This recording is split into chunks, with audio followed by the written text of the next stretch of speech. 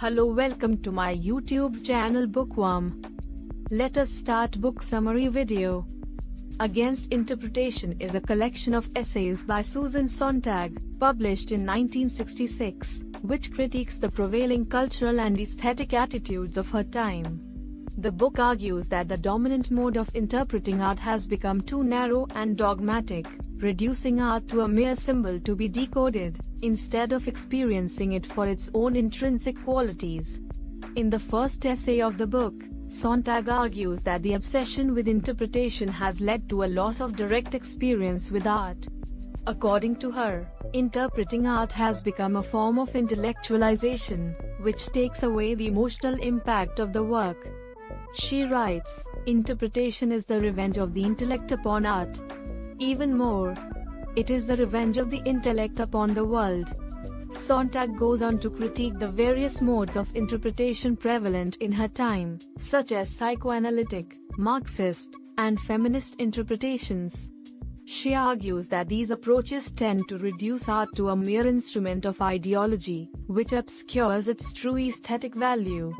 Instead, Sontag suggests that we should approach art with an open mind, allowing ourselves to be moved by its sensory qualities without trying to impose a predetermined meaning on it. The book also includes essays on various topics such as film, photography, and literature.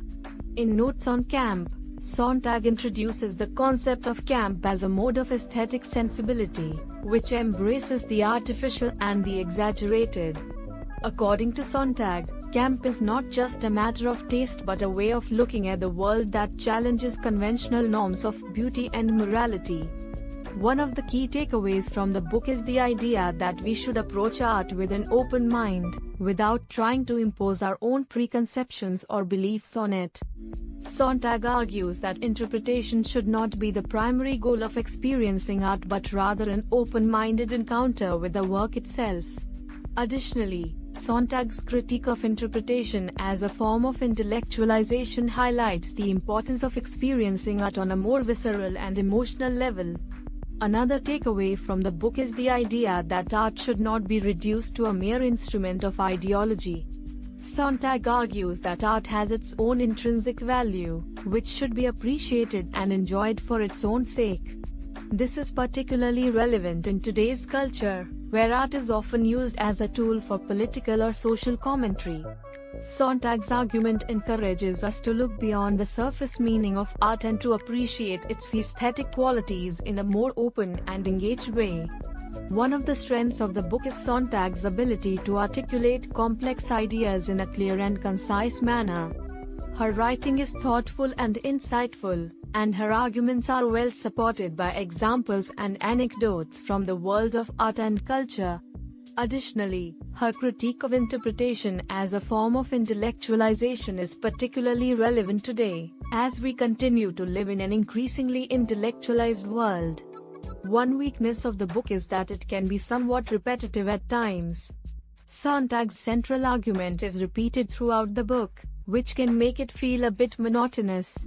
Additionally, some readers may find Sontag's writing to be overly academic, which could be off-putting for those looking for a more accessible read.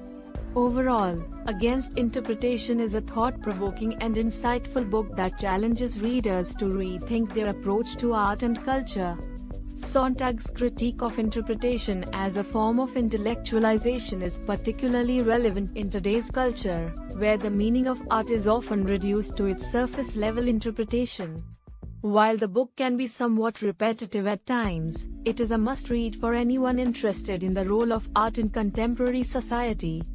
Thanks for watching. Amazon purchase link is in description, do check it. If you like this book review, do like this video and subscribe to Bookworm YouTube channel for freshly brewed content.